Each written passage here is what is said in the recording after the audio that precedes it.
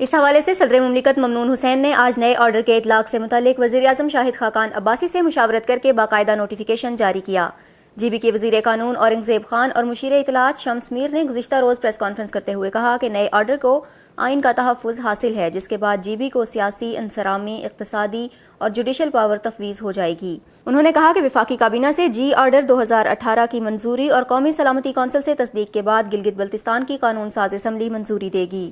Gilgit Baltistan order 2018 کی منظوری کے بعد گلگت بلتستان کونسل کے تمام اختیارات جی بی اسمبلی کو منتقل ہو جائیں گے، جس کے بعد جی بی اسمبلی معدنیات، ہائیڈرو پاور منصوبوں اور سیاحتی امور سے متعلق فیصلے کر سکے گی۔ شمس میر نے بتایا کہ مذکورہ اصلاحات کے پیش نظر تمام وفاقی ٹیکس کل عدم ہو جائیں گے اور گلگت بلتستان کے لوگ دیگر 4 صوبوں کی پاکستانیوں کی طرح تمام حقوق سے مستفید ہو سکیں گے۔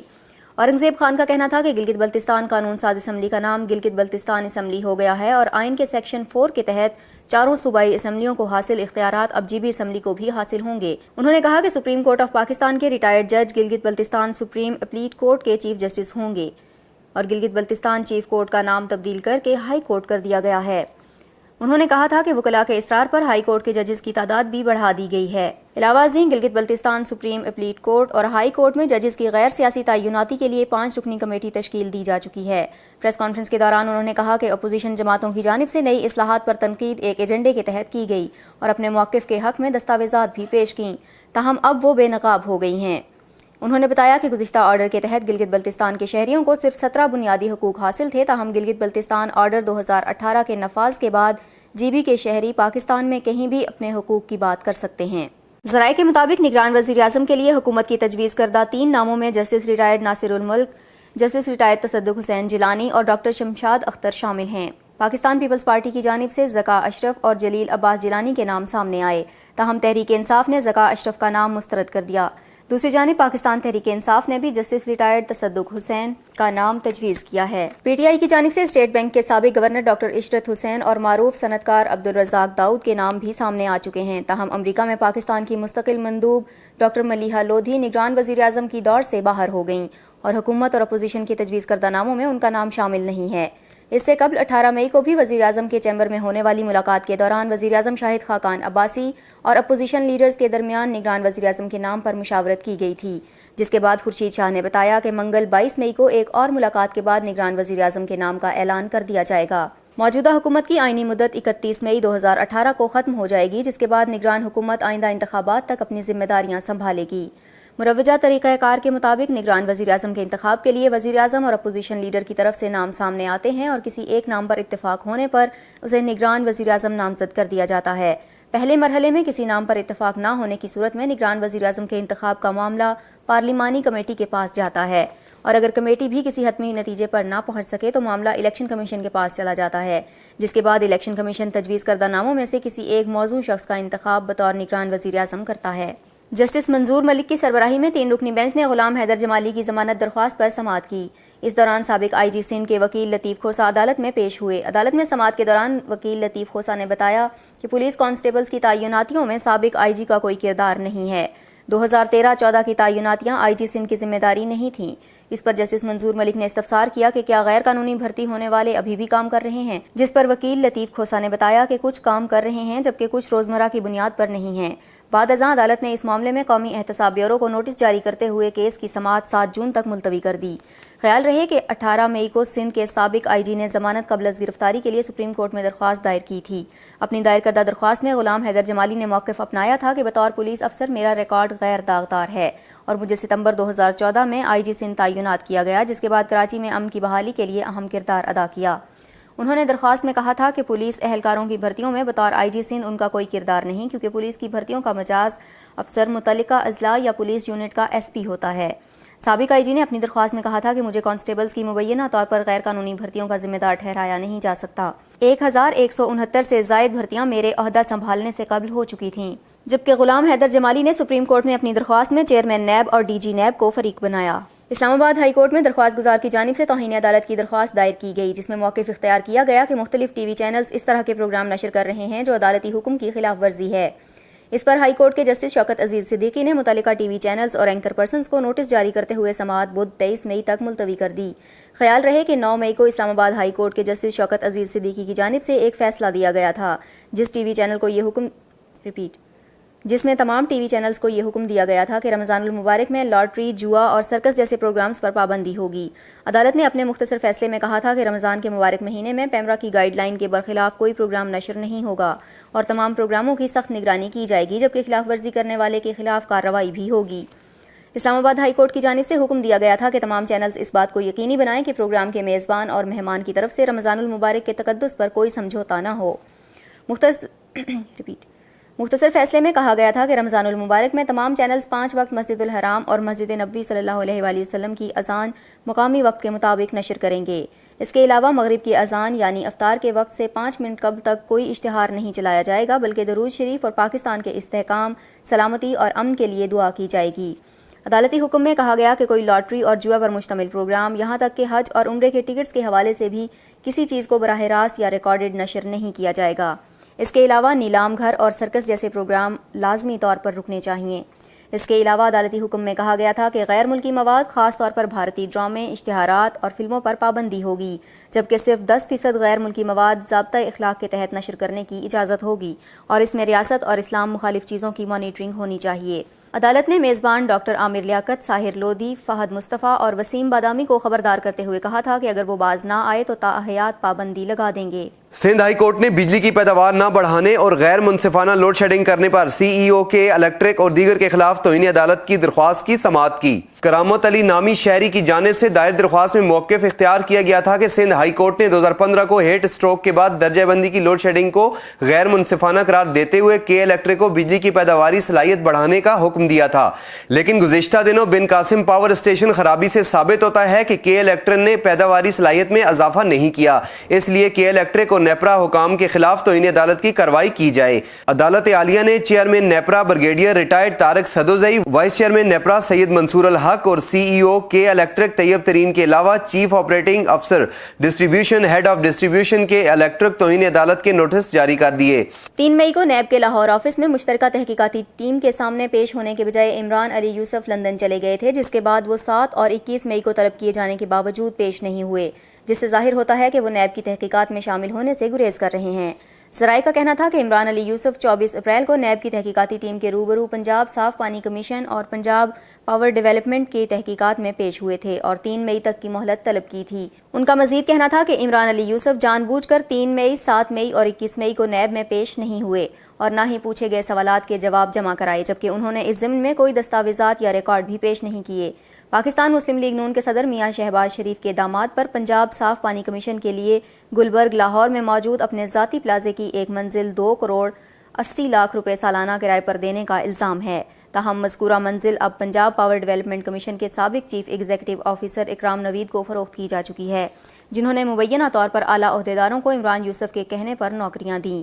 ذرائع کا کہنا تھا کہ عمران علی یوسف 12 کروڑ روپے رقم کی منتقلی کے حوالے سے بھی کسی سوال کا جواب نہیں دے رہے، جو نوید اکرام نے انہیں پی ڈی سی کے اکاؤنٹ سے ادا کیے، نہ ہی انہوں نے نیب میں مذکورہ خرید و فروخت کا کوئی معاہدہ یا رسید جمع کرائی۔ مشتبہ رقم نہ صرف ان کے ذاتی اکاؤنٹ بلکہ کمپنی کے اکاؤنٹ میں بھی ٹرانسفر کی گئی۔ اسے عام تجارتی لین دین نہیں کہا جا سکتا۔ بینک پے آرڈر سے ظاہر ہوتا ہے کہ رقم اکرام نوید کے اکاؤنٹ سے نہیں بلکہ حکومتی کھاتے سے ادا کی گئی، جن کے خلاف پہلے آمدنی سے زائد اثاثے بنانے پر تحقیقات جاری ہیں۔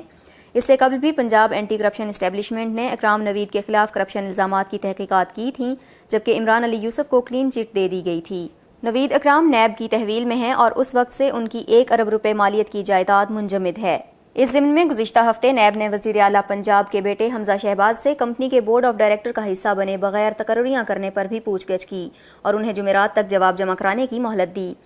اس کے علاوہ نیب نے 14 ارب روپے کے آشیانہ ہاؤسنگ اسکینڈل میں وزیر اعلیٰ پنجاب شہباز شریف کو بھی 4 جون کو پیش ہونے کا سمن جاری کیا، جن سے اس اسکیم میں مبینہ طور پر قوانین کی خلاف ورزی کرتے ہوئے معاہدوں میں کردار ادا کرنے پر پوچھ گچھ کی جائے گی۔ اس حوالے سے حکومت پنجاب کے ترجمان ملک محمد احمد موقف دینے کے لیے دستیاب نہ ہو سکے، البتہ شریف فیملی کے ذرائع نے میڈیا کو بتایا کہ عمران علی یوسف لندن میں نجی مصروفیات کی بنا پر موجود ہیں اور بہت جلد واپس آ کر نیب کی تحقیقاتی ٹیم کے سامنے پیش ہو جائیں گے۔ عام انتخابات میں 20 ارب روپے سے زائد لاگت آنے کا امکان ہے، جس میں بیلٹ پیپر، سیکیورٹی، انتخابی عملے کا محافظہ، پولنگ میٹیریل، ٹرانسپورٹیشن اور دیگر اخراجات شامل ہیں۔ ذرائع الیکشن کمیشن کا کہنا ہے کہ بیلٹ پیپرز کے کاغذ اور چھپائی پر 2.5 ارب سے زائد اخراجات کا تخمینہ ہے، جبکہ بیلٹ پیپرز کی چھپائی پر بھی 1 ارب سے زائد اخراجات کا تخمینہ لگایا گیا ہے۔ ذرائع الیکشن کمیشن کے مطابق عام انتخابات میں سیکیورٹی کے لیے 1 ارب اور پولنگ میٹیریل پر 1 ارب سے زائد اخراجات آنے کا امکان ہے۔ الیکشن کمیشن کے ذرائع کا کہنا ہے کہ انتخابی عملے کو معاوضے کی مد میں 6 سے 7 ارب کے اخراجات کا تخمینہ ہے،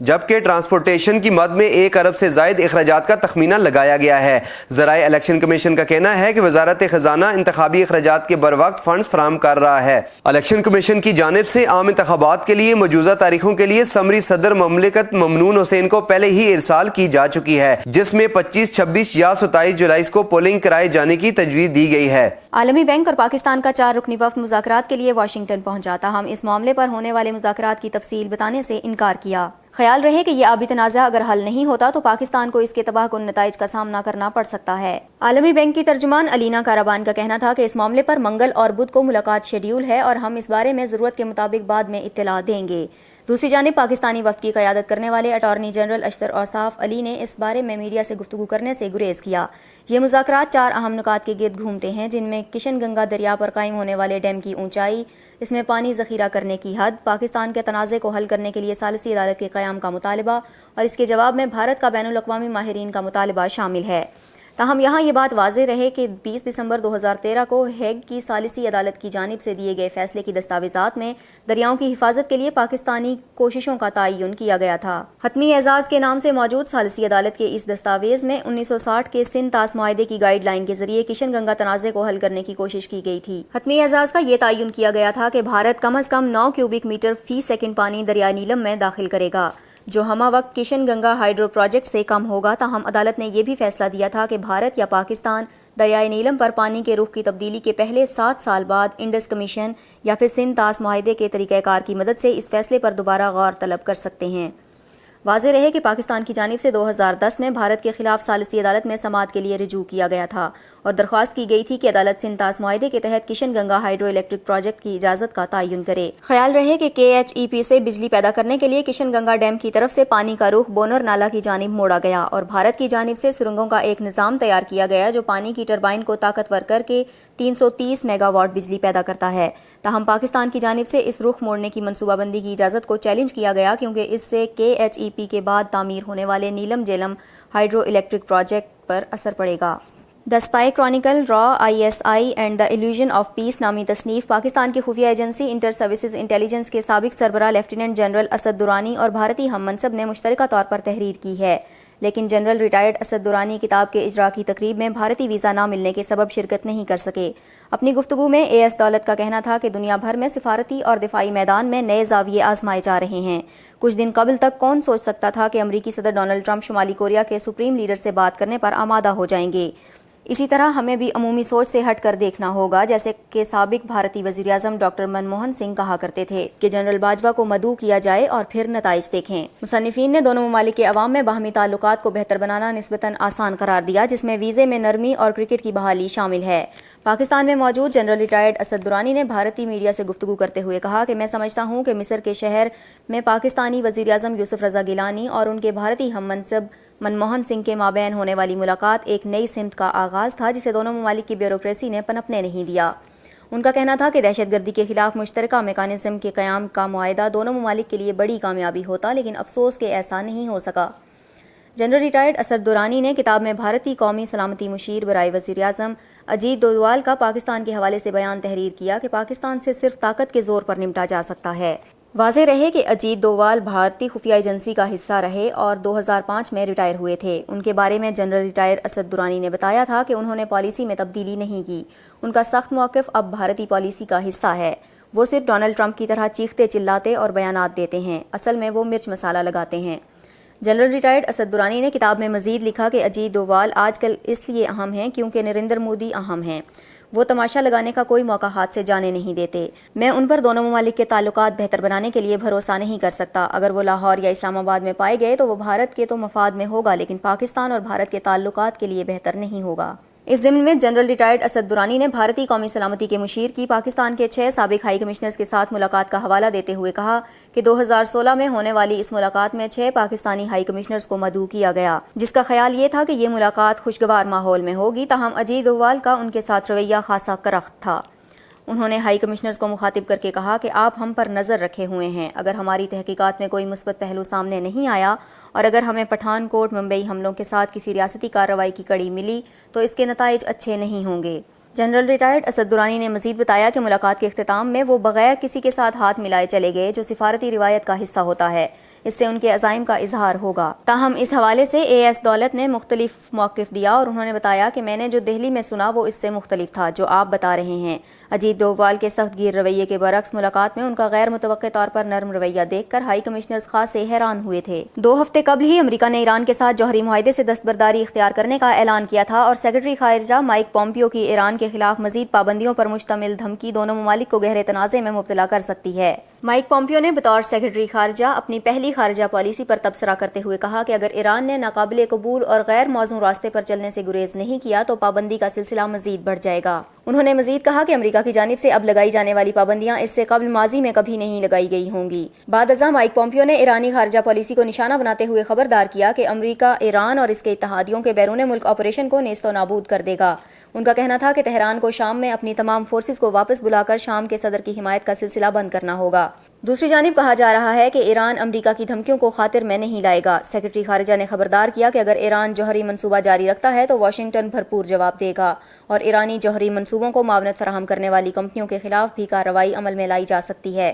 اس حوالے سے مائک پومپیو نے مزید کہا کہ ایران سے ہمارا مطالبہ غیر موزوں نہیں، ایران اپنا جوہری منصوبہ ترک کر دے۔ امریکہ کے سیکرٹری خارجہ کا بیان خطے میں تبدیلی کے حوالے سے مکمل نہیں تھا، لیکن انہوں نے ایرانی عوام پر زور دیا کہ وہ اپنے صدر حسن روحانی اور وزیر خارجہ محمد جواد ظریف پر اعتماد مت کریں۔ مائک پومپیو نے واضح کیا کہ ایران کی عوام کو بالآخر اپنے رہنماؤں کے حوالے سے فیصلہ کرنا ہی ہوگا، اگر وہ فیصلہ پابندیاں عائد ہونے سے پہلے کر لیں تو بہت اچھا ہوگا۔ انہوں نے ایران سے 12 مطالبات کیے اور کہا کہ اقتصادی پابندیوں میں ریلیف صرف اسی وقت ممکن ہوگا جب واشنگٹن کو محسوس ہوگا کہ تہران کی پالیسی میں تبدیلی آئی ہے۔